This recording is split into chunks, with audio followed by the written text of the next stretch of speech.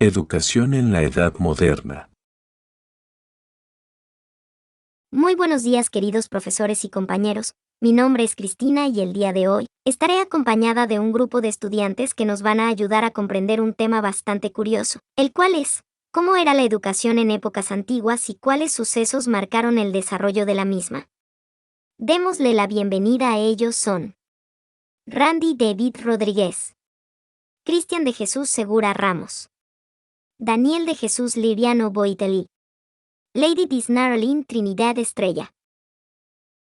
La educación de hoy en día en comparación a la de épocas pasadas es todo un lujo. Al pasar de los años, esta ha sufrido una gran evolución hasta llegar a lo que hoy conocemos. Hay una época que marcó el principio del desarrollo de la educación como la conocemos hoy en día. ¿Cuál fue esta época? La educación, como la conocemos hoy en día, tuvo su apogeo allá en la Edad Moderna, entre los siglos XV y XVIII, con el surgimiento del movimiento de reforma, en donde la Iglesia Católica, que era quien era hasta ese momento que monopolizaba todo lo que era el sistema de educación, se dividió en dos grupos y perdió gran parte de su poder. Un grupo era el grupo de la Iglesia Católica, que era, digamos, el mismo grupo que había, y otro grupo que se subdividió también de lo que era la Iglesia Católica, gracias a que ésta estaba haciendo unos actos que para esto era indebido, los cuales se llamaron los reformistas o los protestantes, los cuales tenían a la cabeza a su líder, el sacerdote alemán Martín Lutero. El movimiento de reforma sería uno de los principales detonantes que marcarían el auge de la educación liberal, ya que su líder Lutero, sacerdote alemán, como ya le dije, decía que la educación debería de ser más liberal y no solamente para los altos mandos, ya que en ese tiempo la educación era plenamente reservada para los altos mandos de la sociedad, como aquellos que iban a ser papas, sacerdotes, hijos de reyes o feudales.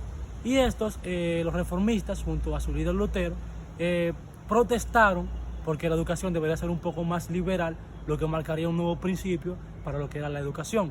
Además que el movimiento de reforma destacaría la importancia de lo que era la lectura, ya que los movimientos heréticos, que era una serie de movimientos que realizaban los reformistas, era muy importante lo que era la interpretación personal de la Biblia, ya que este grupo también creía en Dios, también era católico, por decirlo de cierta forma, pero estaban en contra del grupo mayor, que se quedaron llamando los católicos, porque había unos actos que estos realizaban, los cuales no les parecían correctos. En fin, lo que es el movimiento de reforma marcaría un antes y un después, un principio de una nueva era, cuando de educación hablamos. ¿Qué marcó el desarrollo de la educación de la Edad Moderna? La educación, gracias a la situación económico-social y sobre todo al apoyo de los humanistas, experimentó un gran desarrollo. Esta pasó de ser exclusiva para la clase alta y para los habitantes de ciudades, para ser accesible para todos. En la primera mitad del siglo XVI, se abrieron multitudes de escuelas que fueron encargadas a religiosos. Estas instituciones no seguían ningún criterio en común que condicionara el desarrollo de sus estudiantes. Cada una de estas instituciones seguía su criterio en específico con relación a lo que eran las materias que se impartían, con los principios pedagógicos, con los planes de estudios. A su vez, tampoco había una estratificación a nivel nacional de lo que eran los grados, por lo cual no había un nivel de exigencia no había un grado de exigencia ni para los estudiantes ni para los profesores. Los centros educativos en la actualidad son edificaciones construidas específicamente para la educación. Están sumamente preparadas para impartir esta labor. Además, ahora contamos con un sinnúmero de materias que son necesarias para el desarrollo estudiantil. Pero antes era muy diferente. ¿Cómo eran los centros de estudios y qué materias eran impartidas en la educación de la Edad Moderna? Las aulas en la Edad Moderna eran frías, no estaban bien preparadas para lo que conocemos hoy como un ambiente estudiantil. Los materiales que se utilizaban en estas aulas en el siglo XVI eran el abecedario, las cartillas y los silabatos. Algunas materias que se implementaban en la Edad Moderna, eran la letra, el latín y el griego. También se implementaban lo que eran las artes y las ciencias. Se enseñaba también lo que era la retórica y la dramática. Se enseñaban los clásicos de Platón y Aristóteles y la religión se comenzó a enseñar de una manera menos dogmática. La disciplina en las escuelas de la Edad Moderna era mucho más recta que en la actualidad, ya que se utilizaba un método que aseguraba el buen comportamiento de los alumnos. ¿Cuál era el método disciplinario utilizado en los centros educativos de la Edad Moderna? En la actualidad podemos ver un sinnúmero de estudiantes, compañeros, o incluso nosotros mismos, que en educación primaria y secundaria eran muy tormentosos y era un dolor de cabeza todos los días para los profesores trabajar con estos. Bien, en la educación en la Edad Moderna no ocurría esto. Los estudiantes eran mucho más educados y tenían mucha mejor disciplina que lo de ahora, ya que el método de disciplina utilizado por los profesores era el de la violencia. Y esta violencia llegó a tal grado que en Inglaterra se tuvieron que tomar algunas medidas contra algunos profesores en específico, ya que abusaban mucho de este método de penalización. Ellos utilizaban el método de sanción, gratificación, para controlar lo que era la disciplina o la forma de ser de los estudiantes. Por esto, los estudiantes en la Edad Moderna eran mucho más disciplinados que los de ahora. La educación en la actualidad se divide en 3 niveles formales, los cuales son preescolar, educación básica primaria y básica secundaria. Por su parte, en la educación de la Edad Moderna los niveles edificativos se dividían de la siguiente forma. El primer nivel de enseñanza era el nivel primario. Este se impartía en cualquier lugar, hasta en tabernas. La enseñanza en este nivel era muy sencilla y diferente para cada sexo. Para los niños se le impartía lectura y escritura, a las niñas se le impartían principios de fe, costura, economía doméstica y muy rara vez lectura. A estas clases asistían niños entre 6 a 10 años, aunque las asistencias de esto eran muy irregulares, ya que las clases se adaptaban al ritmo estacional de la agricultura. Además, los padres veían innecesaria la asistencia de estos a esta clase, por lo cual había una gran tasa de analfabetismo en la clase baja. A pesar del tiempo se abrieron las llamadas escuelas de oficio, las cuales instruían a los adolescentes a desarrollar una labor en concreto. Estas se daban tanto en escuelas como en los talleres. Existía la creencia de que si se instruía, entre mejor se instruyera al trabajador, mayor sería su desempeño. Además, las mujeres también recibían este tipo de educación para integrarse a la industria textil. La educación en el nivel secundario en la Edad Moderna se implementaba desde las escuelas dramáticas. Estas estaban bien organizadas y estaban apoyadas por el gobierno y la iglesia, ya que estas lo veían como un método de propaganda para su ideología. Esto no se pudo detener hasta el siglo XVIII, o sea, mucho más adelante.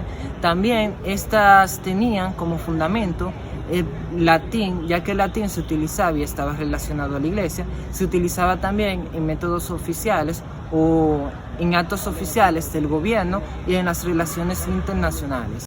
Paralelamente a lo que eran los niveles educativos, surgieron lo que fueron academias. Estas academias eran escuelas que se encargaban especialmente de dar reforzamiento a aquellas deficiencias estudiantiles que tenían los estudiantes, valga la redundancia.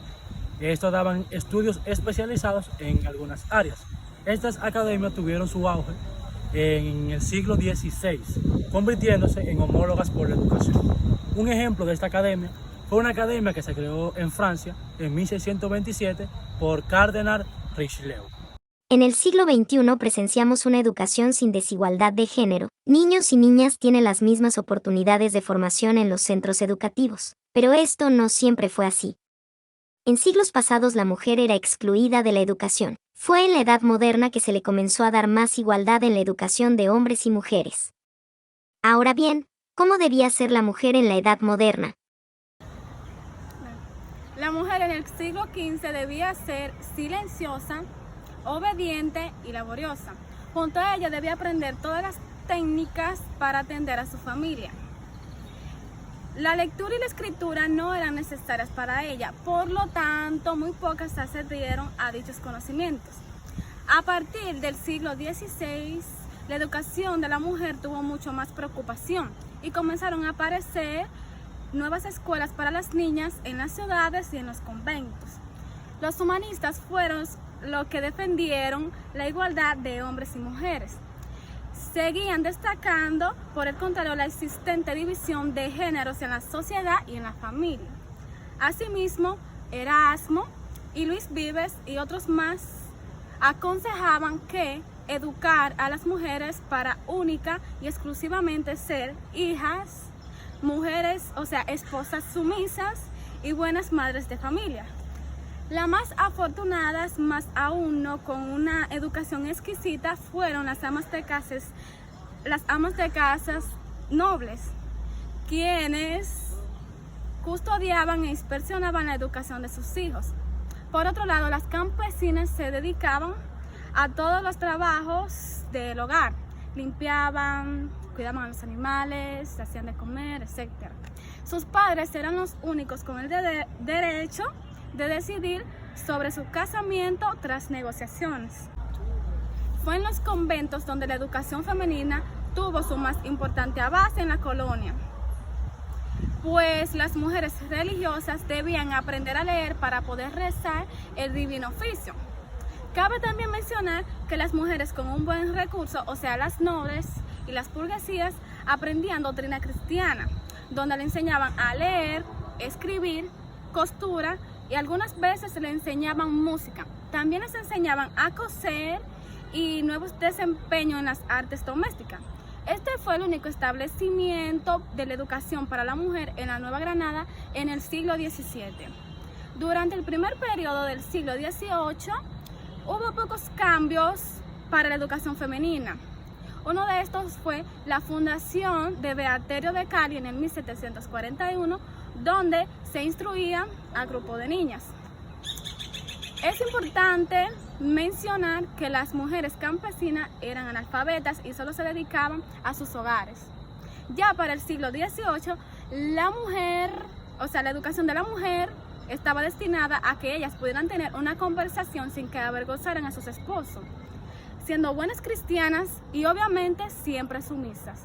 Ya para concluir, en las zonas rurales ya habían escuelas unitarias donde no existía distinción de sexo ni de grados. Los maestros debían enseñar a leer bien letras, ortografía, usos, costumbres. Su destino era lamentable, pues ellos debían apoyarse económicamente en otras cosas, o sea, no le pagaban. Y ya en la enseñanza avanzada, la primera mujer en tener un doctorado fue María Isidra Quintina, hija de un noble español, y se doctoró en Filosofía y Letras.